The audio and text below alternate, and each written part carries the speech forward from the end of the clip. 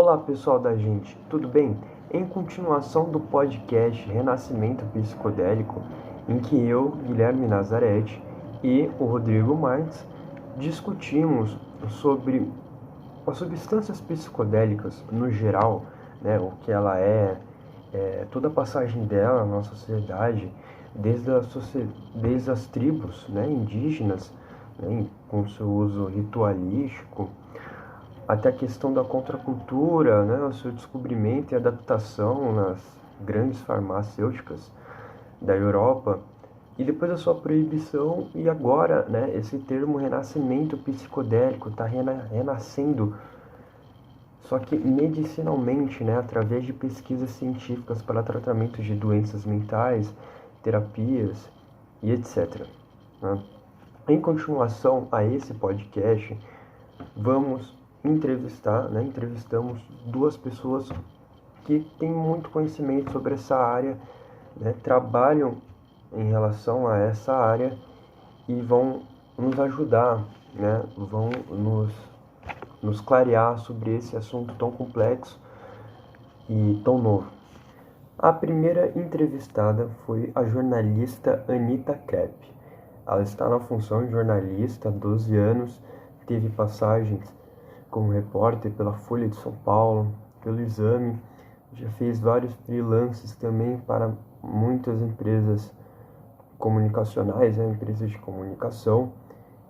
E há 3 anos ela se especializou, né, em cannabis medicinal, em todo tipo de cannabis, né, não só no âmbito medicinal, mas também social, industrial, tudo que envolve a sociedade, a cannabis, e também, né, mas ela sempre esteve muito de olho na questão das substâncias psicodélicas, né, nas outras substâncias psicodélicas e esse impacto que tem causado.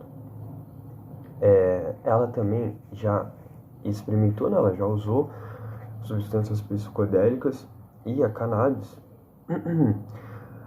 Uma, ela diz ter sido de forma recreativa, mas que funcionou como uma terapia, que foi o chá de ayahuasca, né, aqui no Brasil, muito conhecido, utilizado inicialmente pelas tribos indígenas de forma ritualística, né, ela usou em forma de ritual, né, só que ela diz ter funcionado como uma terapia, então há um pouco da questão medicinal também. E a outra, que foi uma propriedade da cannabis que ela usou em tratamento de um pânico. E nessas duas ocasiões que ela usou, ela diz ter dado certo. Então isso colaborou para que ela se especializasse nessa área. E além também de ser uma jornalista, então ela fala que esse olhar que ela tem sobre o assunto, né, esse olhar jornalístico, também mexe muito com ela, deixa ela bastante curiosa. Então por isso que há 3 anos ela faz muitas matérias e reportagens, está sempre de olho nessa questão. O segundo entrevistado é o Carlos Minuano. Ele é jornalista desde 2003 e em 2010 começou, né? Ele disse que em 2010 ele começou a falar sobre essa área das substâncias psicodélicas porque foi a sua primeira matéria que produziu na época para a revista Carta Capital em relação ao acontecimento de um líder que foi assassinado, né, um líder de um grupo que chamava Santo Daime, né, que fazia essa prática ritualística do chá de ayahuasca aqui no Brasil. Ele foi assassinado e ele cobriu esse assassinato, né, foi o início dele em relação a substâncias psicodélicas como jornalista, e de lá para cá ele diz ter feito várias matérias, principalmente em 2012, quando ele começou a falar especificamente sobre esse assunto no UOL. Antes ele já tinha feito para outras revistas, né, para outros meios, além da revista Carta Capital, como a revista Rolling Stones, também o jornal Metrô, que faz parte do grupo da Band. Em 2012, quando ele começou a fazer especificamente sobre as substâncias psicodélicas no UOL, ele não parou mais, e em 2022 ele lançou a revista digital, né, a revista Psicodelicamente. Ele diz na entrevista que ele passou a falar mais sobre esse assunto E até essa questão da revista que ele criou, né, o motivo disso foi que ele sempre quis buscar novas abordagens sobre os psicodélicos, alvo ainda de muito preconceito. Eu quis ver com as palavras dele, porque foi muito claro o que ele disse, né? Então ele sempre quis buscar essa nova abordagem. Ele diz, desde até das matérias que ele fez em 2010 em relação àquele assassinato. Né? Ao longo do vídeo vocês vão saber mais porque ele diz sobre essa nova abordagem. Mas hoje, com essa revista, ele também fala especificamente e muito amplamente, não só medicinalmente, a questão das substâncias psicodélicas. Bom, a primeira pergunta feita aos dois entrevistados foi essa. Alguns estados dos Estados Unidos e o país, a Austrália, são lugares em que há uma liberação controlada de algumas substâncias psicodélicas para tratamento, por exemplo, de depressão e transtorno. Como você vê essa progressão em outras nações?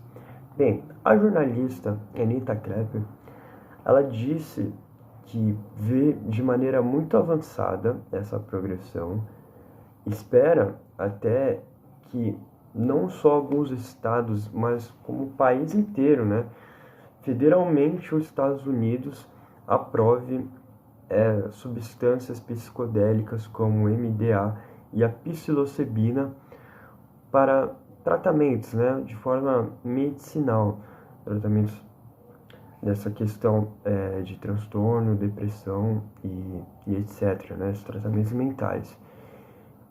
E espera, né, que com a aprovação da FDA, que é a agência reguladora lá dos Estados Unidos, como se fosse a Anvisa aqui no Brasil, espera que com essa aprovação federal tome dianteira para que outros países, não só a Austrália, né, que liberou recentemente, mas assim outros países possam liberar também, né? Então ela vê dessa maneira que a aprovação federalmente nos Estados Unidos possa impactar muito os outros países nessa discussão, nessa questão. Ela também se diz muito surpresa com esse renascimento, vamos dizer assim, psicodélico que está acontecendo, né, que a globalização tem afetado positivamente, né, tem afetado muito forte positivamente para essa questão, né, e que espera que daqui a uns anos, ela deu até exemplo dos filhos dela, daqui a uns anos, daqui a um tempo, quando os filhos dela estiverem adultos, esperem que sejam liberadas essas substâncias medicinalmente, assim, de uma forma ampla. Já o jornalista Carlos Minuano concordou também com essa questão. Ele ressaltou até um congresso que vai ter em Denver, né, que é a capital de Colorado, que é um dos estados até que liberou uma das substâncias psicodélicas nesse tratamento, né? Então a capital dessa cidade, ele diz que vai receber um congresso, né, que é o Congresso de Denver, em que vai ter muitos congressistas brasileiros, né? Então ele diz que é um congresso muito importante até para essa questão. Também acredita que a evolução, quer dizer, que o avanço, né, que a progressão está sendo forte, e cita o Brasil como um país de vários estudos científicos nessa área, né? Um país que tem colaborado muito nessa questão no âmbito acadêmico. Na segunda pergunta, eu quis fazer, né, ressaltar mais aqui o Brasil, né? É uma continuação da primeira pergunta, mas é mais especificamente sobre o nosso país, o Brasil. Eu perguntei que, no Brasil, vemos um aceno cada vez maior de suas esferas públicas em relação à cannabis medicinal. Hoje, por exemplo, quer dizer, recentemente, o STJ aprovou o plantio da cannabis se for com intuito medicinal. Hoje já é aprovado isso. Continuando, para outros psicodélicos, você acredita que receberá um aceno dessa mesma maneira? Bom, para a Anita, ela primeiramente ressaltou que já temos algumas substâncias psicodélicas aprovadas pela Anvisa, né? Ela citou, por exemplo, a ibogaína, que é usada em algumas clínicas de reabilitação, né? Umas clínicas de reabilitação de pessoas que são dependentes de drogas como crack, cocaína e entre outras. Ela diz que essa substância psicodélica é usada nesse tipo de tratamento. Ela citou também a cetamina, que é usada, né? Ela é legalmente usada em tratamentos de depressão refratária. E também o cogumelo mágico, só que o cogumelo mágico não pode ser usado medicinalmente ou de forma ritualística, mas ela diz que muitas pessoas consomem de forma recreativa até, porque a Anvisa não liberou o uso da substância psicodélica psilocibina, aquela que eu disse anteriormente no vídeo, que os Estados Unidos, né, a agência reguladora dos Estados Unidos está em processo para aprovar essa substância, o uso medicinal dessa substância, né? Só que o cogumelo mágico, que é uma outra substância, contém a psilocibina, mas é aprovado pela Anvisa. Por não ser só essa substância, e sim por conter, foi aprovada pela Anvisa. Então, alguns sites vendem esse cogumelo mágico que contém essa substância, né? Ela fez questão de ressaltar isso, e também o chá de ayahuasca, que eu disse também nesse vídeo, que é aprovado pela Anvisa para usar de forma ritualística. Então ela fez questão de falar sobre isso, que, né, temos substâncias aprovadas pela Anvisa. E sobre a questão desse avanço, né, em questão da liberação medicinal, ela diz que com a possível aprovação da Agência de Regulação dos Estados Unidos, com certeza, né, acredita que essas discussões vão parar na Anvisa também, e que ela fez um palpite que daqui entre 5 a 10 anos essas discussões na Anvisa podem resultar na aprovação. O Carlos Minuano disse novamente que o Brasil está muito bem posicionado, né, no ranking de pesquisas científicas nesse assunto, mas ele fez 3 pontuações sobre essa questão no Brasil. Primeiro, ele diz que há um empecilho muito grande, que é o preconceito sobre essas substâncias psicodélicas, o preconceito sobre a cannabis, e que essa visão tem atrapalhado muito, né, o avanço desses estudos científicos, né, o avanço de forma que seja liberado medicinalmente o uso dessas substâncias. O segundo ponto que ele deu é que os usuários e os pacientes, né, as pessoas que acreditam e que fazem parte, né, dessa área, elas precisam se organizar. Ele diz que falta organização, que elas precisam se reunir em associações, em grupos, para ganhar corpo e ganhar força essa questão, né? Ganhar força esse assunto, né? De forma que seja motivada, né, e divulgada para a sociedade no geral quanto a esses estudos científicos. E a terceira pontuação foi a questão da imprensa. Lembra no começo do vídeo quando disse que ele queria, né, ele começou a entrar mais nessa área por querer trazer uma nova abordagem? Então, ele disse que a imprensa no geral, né, a mídia hegemônica, tem tratado muito essa questão de forma estigmatizada e sensacionalista. Ele diz que é preciso que seja tratado de forma mais educativa e com amplas visões, né? Não só uma visão única sobre esse assunto. Ele diz que isso é fundamental. Então, que a imprensa trate, né, que tem essa nova abordagem como é a tentativa dele, né? É a abordagem que ele traz na revista que é a revista Psicodelicamente, a revista digital, dita anteriormente.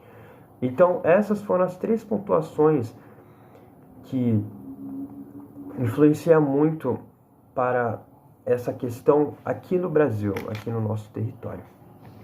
Na terceira pergunta, eu fui mais a fundo sobre a Anvisa, né? Eu perguntei para os dois entrevistados se a Anvisa tem estudos científicos suficientes para iniciar essa discussão e talvez, né, uma aprovação de outras substâncias psicodélicas na medicina. Bom, para o Carlos, ele diz que sim, são suficientes, né? Ele ressaltou igualmente, né, como a Anitta, que já há algumas substâncias aprovadas pela Anvisa e que outras que estão sendo discutidas nos Estados Unidos, então não estão sendo discutidas no Brasil, também já tem estudos científicos necessários, né, para ser discutidos pela Anvisa. Ele lembrou, assim como foi falado no podcast produzido pela gente também sobre essa questão, dito no começo do vídeo, né, o podcast Nascimento Psicodélico, em que uma parte do podcast foi falado sobre a proibição dessas substâncias na década de 60, né, a lei antidrogas, muito difundida pelos Estados Unidos. Ele disse que se naquela época já tinha estudos científicos suficientes para aprovação medicinalmente e foi proibido por questões políticas, hoje são ainda maiores esses estudos, né? Então ele reafirma que são suficientes, sim, são necessários, né, que a Anvisa já teria um embasamento muito forte para iniciar essa discussão e uma possível aprovação. Ele também citou sobre a CONAD, que é o Conselho Nacional de Política sobre Drogas aqui do Brasil, né? Ele disse que hoje a CONAD conta com a maioria formada por antiproibicionistas, né? Lendo aqui as palavras dele, deve abrir espaço para o debate sobre psicodélicos e cannabis na esfera política do governo federal e com possíveis repercussões na Anvisa. Então, ele ressalta que isso pode influenciar a Anvisa também no início, né, dessas discussões sobre as outras substâncias. A Anitta Krepp, né, ela diz novamente sobre a questão de que, se for aprovada federalmente nos Estados Unidos pela agência reguladora de lá, a FDA, vai também influenciar a Anvisa, né, nessas discussões. Vai também influenciar a Anvisa a passar pelo processo, né, de fase 1, fase 2, fase 3, aquele processo primeiro para ver se é seguro, depois se pode realmente ser aplicado em tais tratamentos, né, e depois a liberação. Então ela diz que o processo lá nos Estados Unidos, se der certo, e ela diz que está a caminho muito grande, né, a tendência é muito forte de que dê certo, ela diz que com certeza isso vai incidir no Brasil. A última pergunta foi um pouco mais diferente das outras que eu fiz, é a seguinte: uma possível descriminalização da posse de drogas para uso pessoal em julgamento atualmente pelo STF, né? Esse julgamento foi iniciado pelo Supremo há anos atrás e nesse mês de junho está sendo retomado, influencia positivamente ou negativamente para o avanço da liberação medicinal dessas substâncias. Bom, ambos disseram que a liberação para uso pessoal, né, a liberação para uso recreativo dessas substâncias é uma questão diferente da liberação medicinal. Ele diz que são duas questões diferentes, não é a mesma questão.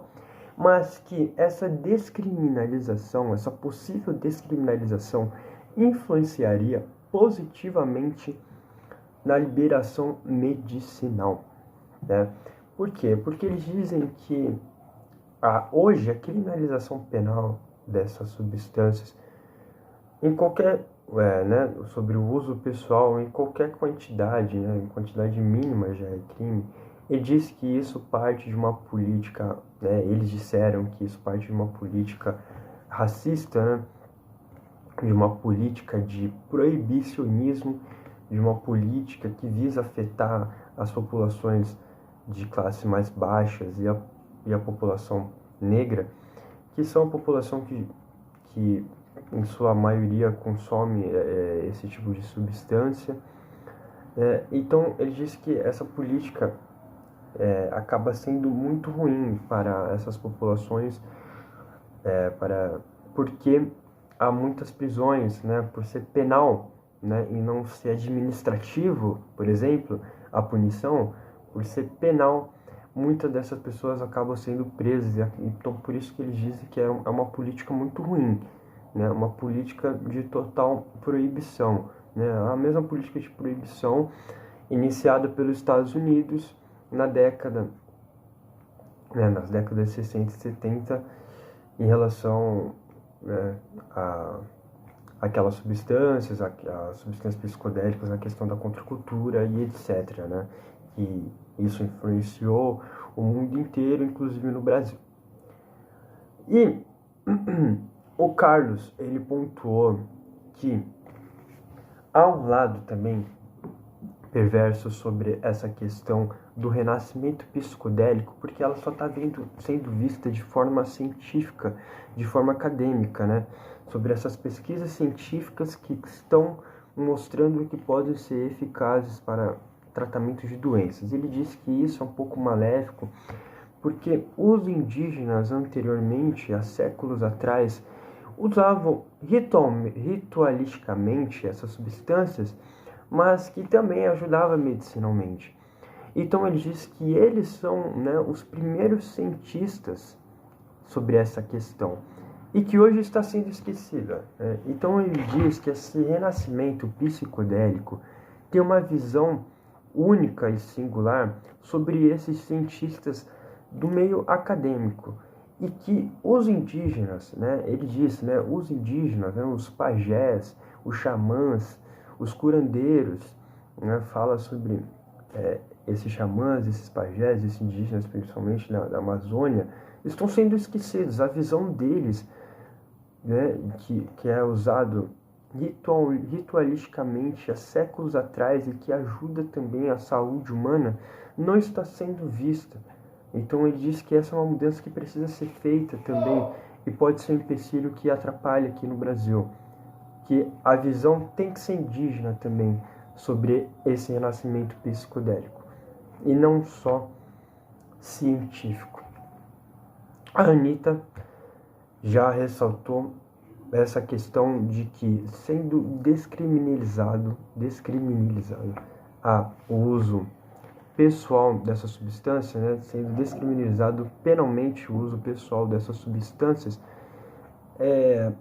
influenciaria a sociedade a pensar de uma forma diferente também, né, pensar de uma forma menos preconceituosa também para a questão medicinal, tá bom? Então, essa foi a entrevista com esses dois jornalistas, né, sobre essa questão tão complexa, tão nova, né, vamos dizer assim, que é uma redescoberta das substâncias, muito importante, né, e que, segundo eles, né, e segundo a grande mídia também, está sendo avançada hoje na sociedade, né, está se tornando cada vez mais importante e sendo voltada, né, liberada em alguns países, em alguns estados, e é uma questão realmente muito importante, muito presente, né, nas discussões e enfim. Então, esse foi mais uma entrevista pela agente, né, pelo portal.